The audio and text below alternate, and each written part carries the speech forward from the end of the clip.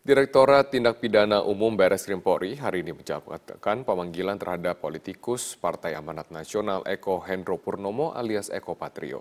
Eko dipanggil terkait dengan sebuah pemberitaan yang di dalamnya mengutip pernyataan Eko mengenai kasus terorisme.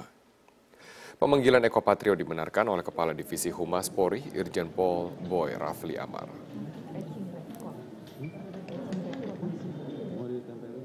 Menurut Boy, penyidik ingin meminta keterangan Eko terkait dengan sebuah pemberitaan di media online.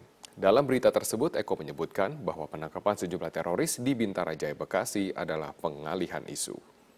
Eko dipanggil berdasarkan laporan seorang penyidik kepolisian. Ia dilaporkan dengan pasal Undang-Undang ITE. Namun hingga saat ini belum terlihat kedatangan Eko ke Barreskrim Polri.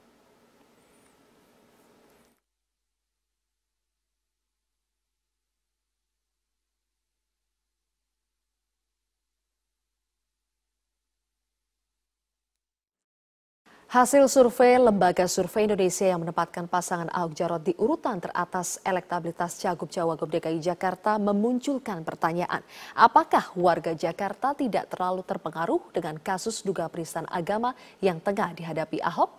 Rekan saya Saiku Bagawi akan membedahnya lebih dalam untuk Anda. Silakan Saiku. Ya, Sylvia, terima kasih. Selamat malam pemirsa. Ada beberapa hal yang menarik berkaitan dengan masalah hasil survei belakangan ini. Terutama ketika Ahok ditersangkakan sejak pada tanggal 16 November, kemudian berkembang sampai hari ini, terakhir pada tanggal 13 Desember kemarin, Ahok kemudian didudukkan di meja terdakwa. Lantas bagaimana dengan peta elektabilitas Ahok setelah dengan fakta yang semacam itu? Menunjukkan bahwa elektabilitas calon ini apakah kemudian tergerus dengan pasal penistaannya dialamatkan kepada Ahok.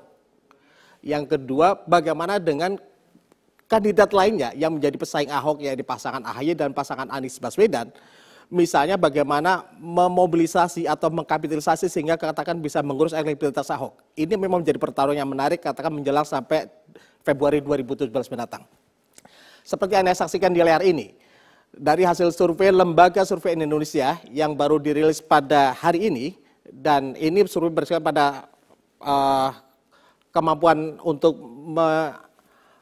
melakukan survei responden ini pada sejak awal Desember ini, terlihat bahwa pasangan Basuki Cahayapurnama, terutama katakan ini kita fokuskan pada masalah calon gubernurnya sendiri, Ahok memperoleh 32,9%. Kemudian Agus Harimurti Yudhoyono memperoleh 20,1%, kemudian Anies Baswedan 23,2%. Sekali lagi ini dengan catatan bahwa margin error masih berkisar pada pusaran 3,5%. Di samping itu masih ada orang yang belum menentukan pilihan sampai saat ini. Kalau misalnya Pilkada Jakarta dilaksanakan pada hari ini ada sekitar 18,8%. Yang menarik adalah bahwa elektabilitas Ahok ini bergerak naik semenjak kasus ini bergulir dari katakan 3 bulan lalu, 2 bulan 3 bulannya lalu, kemudian setelah Ahok dinyatakan sebagai tersangka pada 16 November. Pada November, elektabilitas Ahok masih kalah dibandingkan dengan Agus Yudhoyono.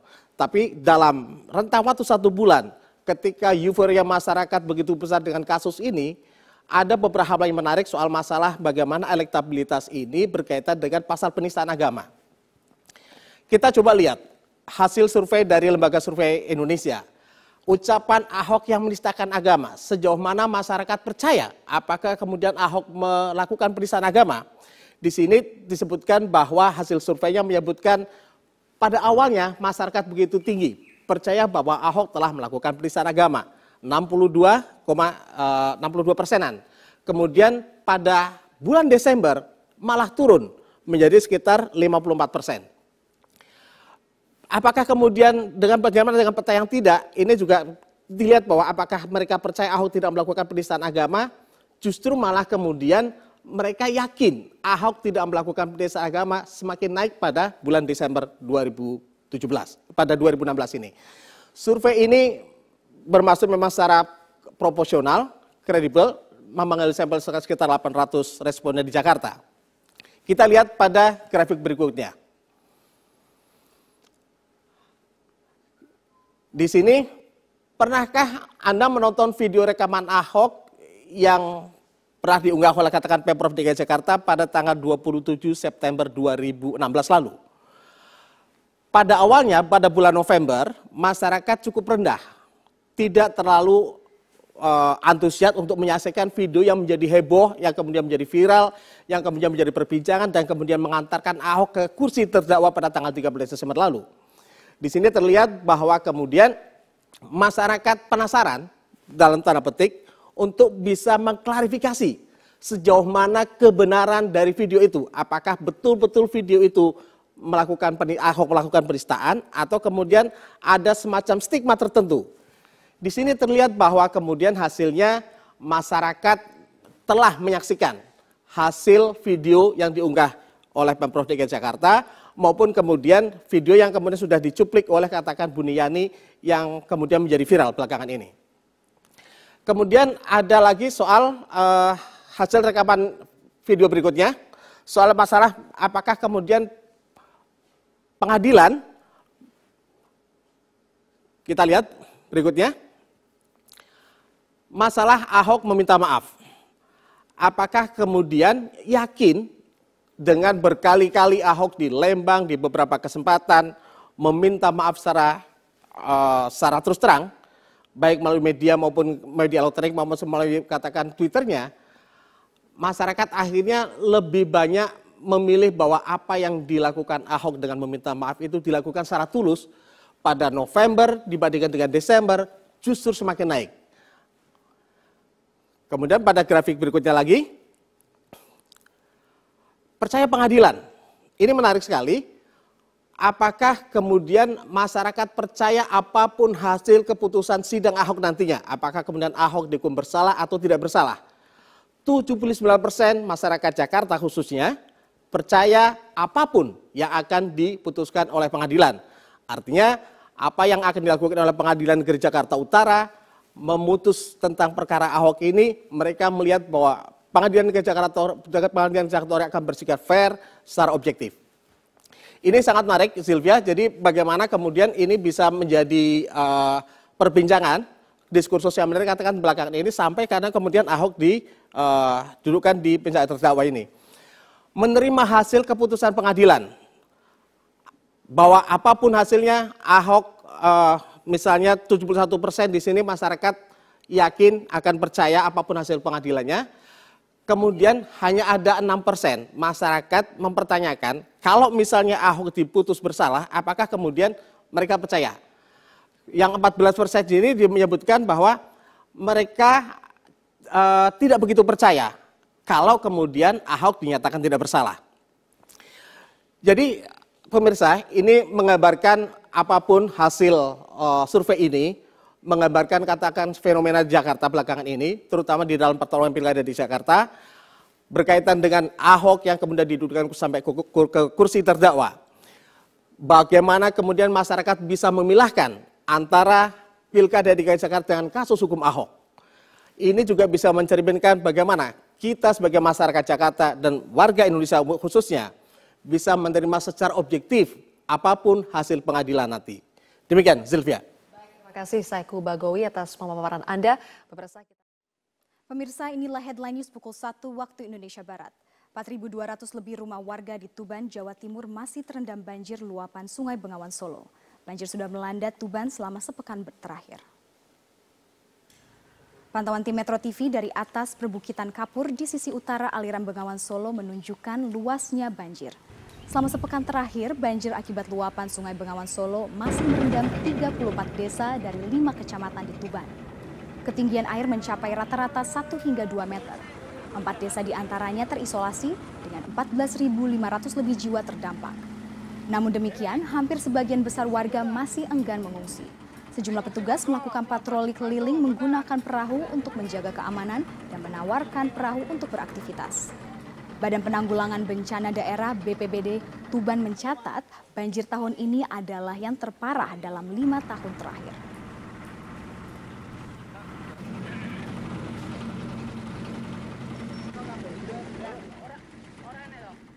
Bismillahirrahmanirrahim. Assalamualaikum warahmatullahi wabarakatuh. Pertama-tama saya ingin menyampaikan terima kasih kepada seluruh jajaran pimpinan KPK yang telah menginformasikan mengenai kejadian operasi tangkap tangan terhadap salah satu staf di Direktorat Jenderal Pajak. Tentunya saya sangat kecewa terhadap tindakan dari aparat pajak, terutama pada saat kami semuanya sedang di dalam proses untuk membangun kembali kepercayaan wajib pajak melalui suatu program tax amnesty yang ini menggambarkan dibutuhkannya kepercayaan dua belah pihak, yaitu dari wajib pajak dan juga dari aparat pajak. Tindakan yang dilakukan oleh Oknum HS dari Direktorat Jenderal Pajak mencerminkan suatu pengkhianatan terhadap prinsip-prinsip tata kelola yang baik, integritas, dan kejujuran yang selama ini merupakan nilai-nilai yang dianut oleh Kementerian Keuangan dan Direktorat Jenderal Pajak. Jadi ini merupakan suatu tindakan yang mencederai nilai-nilai dan tentu juga mencederai kepercayaan dari koleganya yang lain. Seperti dikatakan oleh pimpinan KPK, Pak Agus, bahwa sebagian besar dari jajaran Direktorat Jenderal Pajak adalah para aparat yang punya komitmen tinggi untuk membangun institusi pajak menjadi institusi yang bisa dipercaya oleh publik, untuk mengumpulkan kewajiban sangat mengecewakan bagi seluruh jajaran Direktorat Jenderal Pajak dan tentu bagi pimpinan di Kementerian Keuangan, termasuk saya sendiri secara pribadi yang sangat kecewa. Kami Kementerian Keuangan, saya sendiri akan terus mendukung langkah KPK untuk mengusut kasus ini secara tuntas. Kasus ini sudah masuk di dalam proses penegakan hukum dan oleh karena itu Kementerian Keuangan akan berkomitmen membuka akses yang seluas-luasnya bagi KPK untuk mendalami kasus ini. Karena saya sangat menginginkan bahwa momentum ini akan menjadi salah satu trigger atau pemicu yang kredibel bagi pembersihan dan perbaikan Direktorat Jenderal Pajak. Kalau kami selama ini berkomunikasi bahwa melalui tax amnesty dan reformasi kami ingin membangun kepercayaan publik, maka kami menganggap bahwa hikmah dari OTT ini adalah suatu upaya yang jauh lebih sistematis dan kredibel untuk membangun Direktorat Jenderal Pajak yang bersih dari korupsi dan memiliki nilai integritas yang baik. Kami juga akan bekerja sama dengan KPK untuk mengintensifkan berbagai upaya pencegahan korupsi dan memperbaiki sistem tidak hanya di Direktorat Jenderal Pajak, tadi di Kementerian Keuangan keseluruhan. Kami menganggap bahwa Kementerian Keuangan merupakan lembaga yang sangat penting, sangat strategis yang memiliki amanah untuk mengelola keuangan negara secara bersih dan kredibel. Dan itu tidak mungkin dilakukan secara sendiri tanpa ada bantuan dan dukungan dari institusi yang kredibel seperti KPK. Sehingga saya sangat menyambut dan meminta untuk KPK membantu kami. Sehubungan dengan reformasi di Direktorat Jenderal Pajak yang telah saya sampaikan beberapa saat ini, maka saya akan segera membentuk dan mengumumkan tim reformasi di Direktorat Jenderal Pajak yang tidak hanya menyangkut masalah korupsi, tapi menyangkut ada 5 hal yang sangat strategis. Yang tentu pertama adalah masalah SDM dan Code of Conduct, yang ini menyangkut masalah integriti, pembersihan terhadap aspek-aspek korupsi, tapi lebih kepada juga perbaikan skill, kompeten, dan profesionalisme. Yang kedua adalah menyangkut masalah information system dan database, karena ini akan sangat membantu kami untuk mengidentifikasikan kewajiban dari wajib pajak secara objektif dan mengurangi interaksi dari aparat pajak secara tidak perlu yang kemudian bisa menimbulkan berbagai transaksi seperti yang terjadi pada OTT ini. Yang ketiga, kami perlu dan memandang penting untuk memperbaiki bisnis proses. Selamat malam, Anda menyaksikan Headline News pukul 21 waktu Indonesia Barat. Pemirsa, Polda Metro Jaya telah menetapkan Buniyani sebagai tersangka terkait dugaan pencemaran nama baik. Untuk mengetahui informasi selengkapnya, kita simak langsung mendengarkan keterangan pers dari Kabid Humas Polda Metro Jaya, Kombes Pol Awi Setiono. Romawi 10 2016 PMJ di Reskrim Sus pada tanggal 7 Oktober 2016. Kita ketahui bersama bahwasannya LB tersebut Pelapornya adalah Andi Windo Wahidin SHMH. Kasusnya tentang pencemaran nama baik dan penghasutan atau SARA. Adapun untuk identitas terlapor, yaitu nama BY, jenis kelamin laki-laki, tempat tanggal lahir Lombok Timur 16 Mei 1969, pekerjaan dosen agama Islam, Kewarganegaraan Indonesia, alamat Kalibaru, Permai, Blok B2, nomor 15, RT 002007, Kelurahan Kalibaru, Kecamatan Cilodong, Depok, Jawa Barat. Hasil dari proses penyidikan selama ini yang telah dilakukan oleh Subdit Cybercrime Polda Metro Jaya sudah melakukan pemeriksaan terhadap saksi-saksi, kemudian saksi ahli, sampai dengan hari ini kita telah melakukan pemanggilan terhadap terlapor. Tadi pagi sekitar jam berapa tadi Pak Roberto? Jam 11 ya. Ya, kita panggil jam 10, jam 11 hadir sebagai saksi. Dan tadi sampai dengan pukul sekitar 19.30 ya, selesai dilakukan pemeriksaan sebagai saksi. Namun demikian dengan hasil pemeriksaan, hasil konstruksi hukum, pengumpulan alat-alat bukti dari penyidik, pada kesempatan malam hari ini sekitar pukul 20.00 dengan bukti permulaan yang cukup, yang bersangkutan saudara BY kita naikkan statusnya menjadi tersangka. Bahwasanya yang bersangkutan dari tuduhan persangkaan oleh pelapor terkait dengan pencemaran nama baik dan penghasutan SARA yang dapat kita penuhi terkait dengan unsur-unsur perbuatan pidananya, yaitu terkait dengan.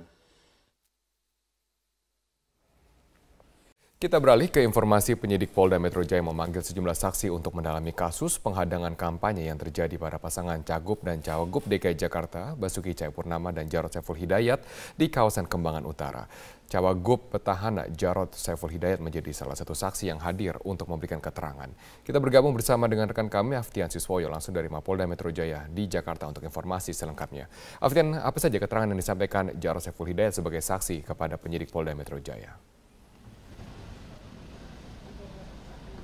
Robert, hari ini Jarod Saiful Hidayat tiba di Mapolda Metro Jaya pada pukul 16 waktu Indonesia Barat, dan Jarod sempat memberikan beberapa keterangan kepada awak media bahwa terkait kehadirannya hari ini adalah berkapasitas sebagai saksi terkait kasus penghadangan ketika melakukan kampanye di kawasan Kembangan Utara.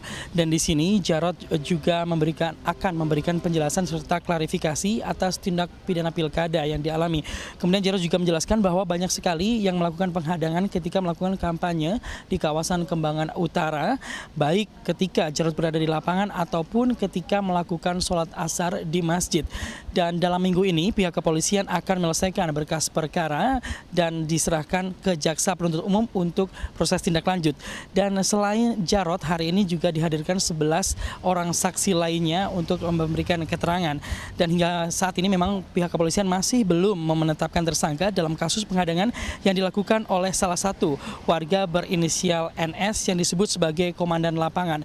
Dan tadi setelah kehadiran Jarod, tadi juga hadir dalam pemanggilan hari ini adalah Ketua DPRD DKI Jakarta, Prasetyo Edy, dan di sini Prasetyo Edy mengatakan bahwa mengetahui terkait permasalahan ini, yaitu permasalahan penghadangan ketika melakukan kampanye di kawasan Kembangan Utara. Prasetyo Edy juga meskipun tidak mengikuti kampanye di kawasan Kembangan Utara, namun sebagai ketua tim hari ini datang berkapasitas sebagai saksi.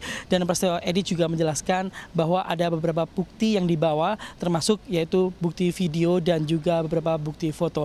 Dan berikut merupakan pernyataan selengkapnya dari Jarod Saiful Hidayat. Terlapornya hanya NS saja yang pertimbangan itu atau ada yang lain? Saya tidak tapi kemungkinan itu kan ada banyak yang menghadang ya. Baik menghadang pada saat di lapangan maupun pada saat saya sudah ke tempatnya Pak Haji Saman dan menunaikan ibadah sholat asar, itu masih Pak, mereka ikut. Pak, menyebut ada keterlibatan tokoh politik di balik penghadangan itu, siapa sebenarnya Pak? Saya nggak ngerti, tanyakan pada penyidik nanti ya. Tugasnya Panwas, tugasnya polisi untuk bisa menyidik. Robert. Baik, terima kasih Aftian Siswoyo atas informasi Anda. Calon Wakil Gubernur DKI Jakarta Jarod Saiful Hidayat mempertanyakan kinerja Badan Pengawas Pemilu atau Bawaslu yang seolah lamban memproses aksi-aksi penghadang kampanye. Peneliti Divisi Hukum Perludem, Fadli Ramadhani, menilai Bawaslu dan polisi harus menindak tegas pelaku yang mengganggu hak konstitusional paslon untuk memberikan efek jerah. Main aja ke PD.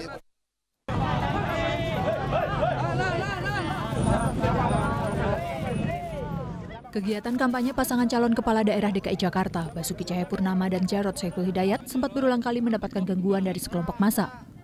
Tercatat telah lebih dari 5 kali pasangan Ahok Jarot dihadang sejak masa kampanye digelar pada 28 Oktober lalu. Calon Wakil Gubernur DKI Jakarta Jarod Saiful Hidayat sempat mempertanyakan kinerja Badan Pengawas Pemilu atau Bawaslu yang dianggap lamban memproses aksi-aksi penghadang yang diterima pasangan calon gubernur dan calon wakil gubernur nomor urut 2 ini. Tanyakan kepada Bawaslu. Makanya tadi Panwas kan ikut ya, Panwas ini ada belakang ya. Aku bilang, ya harusnya, aku kan pernah juga ditolak di sini, pernah nggak ditolak? Pernah, di Kalibaru. Kenapa nggak langsung diproses? Saksinya banyak, buktinya ada, orangnya kelihatan, ya nggak? Saya aja ngomong, bukan warga situ, dia warga RW 7, kami ketemu RW 1, ya nggak? Nah gitu dong. Ketua Badan Pengawas Pemilihan Umum atau Bawaslu DKI Jakarta, Mimah Susanti, membantah abai memproses laporan pelanggaran pemilu. Ia mengaku Bawaslu telah memproses seluruh laporan yang dilayangkan tim kampanye Ahok Jarot. Dari 4 laporan, hanya 1 yang memenuhi unsur pidana. Ada 1 laporan yang disampaikan oleh tim pasangan calon nomor urut 2 itu yang memenuhi unsur tindak pidana pemilu. Dan itu sudah kita tindak lanjuti atau kita rekomendasikan kepada pihak kepolisian. Jadi kewenangannya itu sudah ada kepada mereka, ya. Peneliti Divisi Hukum Perludem, Fadli Ramadhani, menilai penolakan kampanye paslon yang terjadi di DKI sudah masuk dalam pelanggaran serius. Karena itu, ia meminta Bawaslu dan polisi segera bertindak. Penolakan ini atau bukan penolakan sebetulnya, tapi mengganggu tahapan kampanye ini mesti ditindak secara hukum. Nah, makanya pembelajaran penindakan secara hukum itu nanti akan memberikan efek jerah kepada orang yang akan melakukan atau orang yang masih melakukan. Nah, makanya menurut saya ini tidak bisa dibiarkan. Kalau ini dibiarkan dan tidak ditindak secara tegas, ini bisa menjadi presiden bagi daerah lain yang melangsungkan pilkada di 100 daerah yang lain. Kegiatan kampanye adalah hak setiap pasangan calon kepala daerah yang dilindungi oleh undang-undang. Jika hal ini dibiarkan, dikhawatirkan tidak hanya akan menjadi presiden buruk bagi pelaksanaan demokrasi, tetapi juga penegakan hukum di Indonesia. Apalagi ada ancaman pidana bagi para pelaku. Tim Liputan Metro TV. Banyak cara dilakukan warga untuk mendukung pasangan calon gubernur DKI Jakarta dalam memenangkan Pilkada DKI 2017 mendatang. Ya, salah satunya dengan penggalangan dana kampanye rakyat yang digagas oleh kaum ibu-ibu sebagai simpatisan pasangan nomor urut 2 Ahok Jarot. Dalam rangka mendukung pasangan petahana Ahok Jarot, kelompok ibu-ibu arisan di RW 12 Pejagalan Penjaringan Jakarta Utara menggalang dana kampanye rakyat. Meski sederhana, sejumlah ibu mengaku sukarela menyumbangkan uang mereka terhadap perjuangan Ahok Jarot. Komunitas ibu-ibu arisan merasa bahwa pasangan Ahok Jarot telah memberikan bukti dalam pembangunan ibu kota Jakarta, termasuk diantaranya sejumlah program kerja yang telah dirasakan kaum perempuan. Nah, memang kita mengumpulkan dana ini itu nanti untuk dari kita untuk kita juga tergerak, ibu-ibu kita tergerak karena sumbangan itu karena kita merasa menginginkan punya pemimpin yang jujur dan anti korupsi. Karena bapak-bapak itu yang telah memberikan kita ke anak-anak kita sekolah dan kita lingkungan juga bersih semuanya. Adanya inisiatif warga dalam penggalangan dana kampanye rakyat disambut baik oleh tim relawan kampanye rakyat Ahok Jarot. Tim relawan mengaku terharu atas kepedulian warga untuk mendukung perjuangan pasangan Ahok Jarot. Oke, jadi dari ibu-ibu arisan di sini, mereka biasa sebulan sekali memang melakukan arisan, dan pada arisan di bulan ini mereka mengundang kita dari tim penggalangan dana untuk bersama-sama melakukan kampanye rakyat untuk mendukung Basuki Jarot sebagai pasangan calon gubernur dan wakil gubernur. Jadi ibu-ibu yang arisan tadi agak bingung mau ikut berpartisipasi dalam kampanye rakyat, tapi caranya gimana? Jadi kemarin perwakilan ibu RT-nya datang ke Rumah Lembang. Para ibu berharap agar hasil dana yang dikumpulkan bisa digunakan sebaik-baiknya untuk pemenangan pasangan Ahok Jarot pada Pilkada DKI 2017 mendatang. Dari Jakarta, Muhammad Rian, Metro TV. Nisha, bagaimana keberlangsungan acara di sana? Marvin, saat ini digelar acara Parade Bhinneka Tunggal Ika di kawasan Patung Kuda, Monas, Jakarta Pusat, dan saat ini ratusan warga masyarakat berkumpul di sini. Saat ini sedang digelar berdoa dari lintas agama, dari umat lintas agama. Mereka ini berdoa untuk kelancaran acara Parade Bhinneka Tunggal Ika dan juga untuk kebinekaan di Indonesia yang kemarin sempat terpecah. Tadi kami sempat berbincang dengan beberapa warga yang ada di sini. Mereka mengikuti acara ini dengan tujuan agar bisa menjadi bagian dari untuk merawat kebinekaan di sini. Dan menariknya juga nanti mereka akan berjalan titiknya dari sini, dari kawasan Patung Kuda untuk menuju ke kawasan Bundaran Hotel Indonesia. Dan nanti di sepanjang perjalanan menuju ke Bundaran Hotel Indonesia, mereka akan menampilkan pertunjukan, berbagai pertunjukan dari atau yang ada di Indonesia seperti ada reok ponorogo, kemudian ada ondel-ondel, ada debus, dan juga ada barongsai. Dan yang menarik juga, mereka ada di sini adalah diminta oleh penggagas acara ini untuk menggunakan pakaian adat dari seluruh Indonesia. Dan bagi mereka yang tidak memakai pakaian adat, bisa menggunakan kaos bernuansa merah putih. Dan selain itu nantinya juga mereka berada di sini untuk bersama-sama, atau pesan yang ingin disampaikan adalah untuk memberitahu masyarakat bahwa perbedaan ataupun keberagaman yang ada di Indonesia inilah yang menyebabkan Indonesia menjadi kaya, Indonesia menjadi satu. Dan berikut adalah pernyataan selengkapnya dari penggagas Parade Bhinneka Tunggal Ika. Kita ingin merayakan kembali yang namanya kebinekaan di negeri ini. Kita ingat bahwa konstitusi kita itu adalah Pancasila, Undang-Undang Dasar 45, yang di dalamnya itu sangat menempatkan kebinekaan, keberagaman bangsa ini sebagai salah satu faktor pemersatu bangsa ini gitu. Dengan format yang sangat cair, bikin happy, semua bisa terlibat. Kita akan melihat bagaimana beragamnya kebudayaan, tradisi, agama negeri ini gitu. Ya Marvin, dan sesaat lagi ratusan peserta Parade Bhinneka Tunggal Ika ini akan berjalan menuju ke Bundaran Hotel Indonesia, dan nanti kita akan bertemu lagi di Bundaran Hotel Indonesia untuk menyaksikan seperti apa perjalanan mereka dari Patung Kuda Monas, Jakarta Pusat. Sementara demikian, Marvin, kembali ke Anda di studio. Selamat siang pemirsa, inilah Headline News pukul 14 waktu Indonesia Barat. 15 nelayan dinyatakan hilang akibat kapal berbendera Thailand dan kapal nelayan tabrakan di perairan Tuban, Jawa Timur. Berdasarkan informasi petugas Pelabuhan Brondong Lamongan, tabrakan terjadi pada pukul 4 dini hari tadi saat kapal berbendera Thailand KM Tyson sempat membawa tapioka dari Thailand tujuan Surabaya bertabrakan dengan KM Mulia Sejati. Dan untuk mengetahui bagaimana upaya pencarian 15 nelayan yang hilang, saat ini kita sudah terhubung dengan Pak Misngadi, Syah Bandar Pelabuhan Brondong, Lamongan, Jawa Timur. Selamat siang, Pak. Selamat siang. Ya, bagaimanakah upaya atau bagaimanakah kronologis peristiwa ini, Pak? Siap. Kronologi kejadian ini saat di pagi sekitar pukul 4 pagi, itu kapal nelayan Mulia Sejati ditabrak MV Tyson 4 ya. Di posisi kurang lebih 17 mil dari Pelabuhan Brondong gitu, Pak. Ya. Bagaimanakah upaya pencarian saat ini, Pak? Untuk posisi sekarang sudah dalam tahap evakuasi terhadap 12 orang yang selamat. Untuk yang 15 masih belum diketahui nasibnya. Jadi ini yang 12 untuk dievakuasi ke Pelabuhan Lamongan Sorbes untuk mendapatkan pertolongan lebih lanjut gitu Pak. Jadi masih 15 orang masih dicari ya Pak Misngadi ya? Siap, ini Basarnas beserta tim lainnya menyisir para korban tersebut untuk mencari keberadaan mereka gitu Pak. Baik, Pak Misngadi, dari 15 orang yang masih dicari, apakah warga negara mereka semua warga negara Indonesia Pak? Oh, yang dicari ini warga negara kita Pak. Ini baik. Nelayan dari Juwana, Jawa Tengah gitu Pak. Ya. Baik, terima kasih Pak Misngadi telah memberikan informasi kepada kami. Selamat malam pemirsa, aksi teror terhadap kandidat kepala daerah kembali terjadi di Provinsi Aceh. Kali ini penembakan terjadi di rumah calon gubernur Aceh Tarmizi Karim oleh orang tidak dikenal. Dan untuk mengetahui informasi selengkapnya, kita terhubung dengan Dazen Frila langsung dari Banda Aceh. Dazen, bagaimana kronologi penembakan rumah Tarmizi Karim? Ya, Rory, dari informasi yang kami peroleh, aksi penembakan ini terjadi pada Rabu malam sekitar pukul 19 waktu Indonesia Barat di kediaman salah satu calon gubernur Aceh bernomor urut 1 Tarmizi Karim, yaitu tepatnya terletak di Jalan Todak Gampong, Bandar Baru, Dusun Piranha, Kecamatan Kuta Alam, Kota Banda Aceh.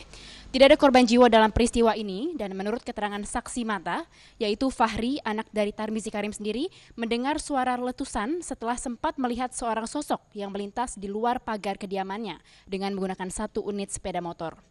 Fahri sendiri tidak mengetahui bahwa suara tersebut adalah suara letusan senjata api dan ia baru mengetahui aksi ini adalah aksi teror atau penembakan setelah diberitahu pihak Pamtup atau pengamanan tertutup Tarmizi Karim bahwa terdapat lubang bekas tembakan di pagar rumahnya yang juga terpantul pada pagar garasi.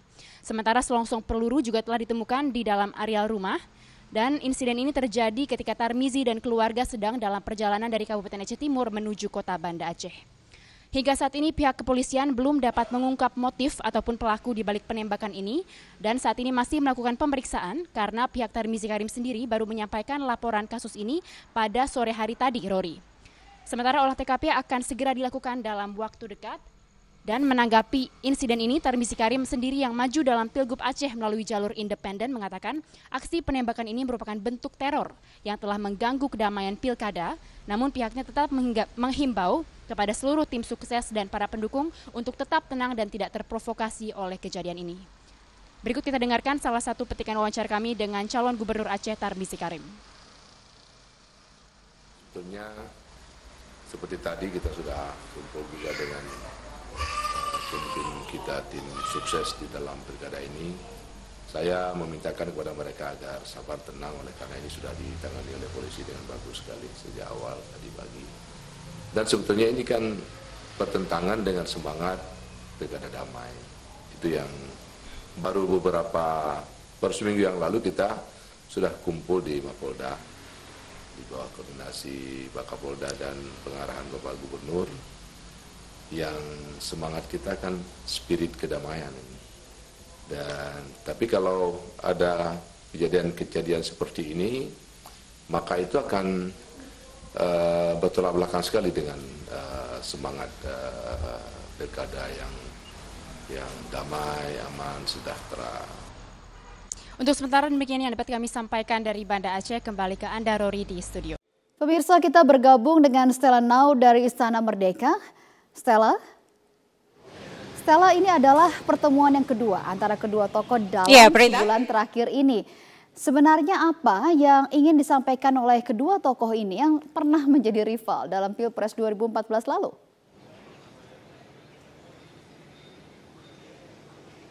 Menarik sekali satu hal yang disampaikan oleh Presiden Joko Widodo dan Ketua Umum Gerindra Prabowo tadi saat bertemu santai ya, mereka ngobrol di depan Istana Merdeka.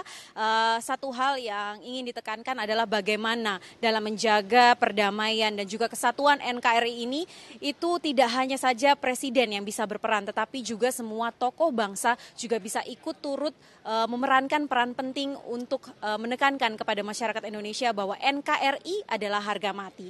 Dan ini kalau kita ambil istilah uniknya ya, tadi sempat disinggung juga oleh Prabowo ini adalah kunjungan nasi goreng berbalas ikan bakar. Artinya kemarin pada akhir Oktober ketika Presiden Joko Widodo berkunjung ke Hambalang itu disediakan nasi goreng, namun ketika Ketua Umum Gerindra Prabowo hadir di sana, kali ini dihadirkan ikan bakar. Seperti itulah suasana hangat dan juga akrab yang digambarkan oleh mantan rival antara Presiden Joko Widodo dan juga Ketua Umum Gerindra Prabowo. Selain itu juga tadi Presiden Joko Widodo menyampaikan bahwa sayang sekali kalau hanya perbedaan politik, kalau hanya perbedaan pandangan dalam sebuah tatanan menjalankan pemerintahan itu menjadi pengganggu dan kemudian merugikan masyarakat, menjadi halangan bagi kita untuk membangun bangsa Indonesia. Karena kalau kita lihat pada tanggal demo 4 November kemarin, sebenarnya safari-safari politik seperti ini itu sudah dilakukan oleh Presiden Joko Widodo, tidak hanya kepada partai, tapi juga di kalangan pemuka agama,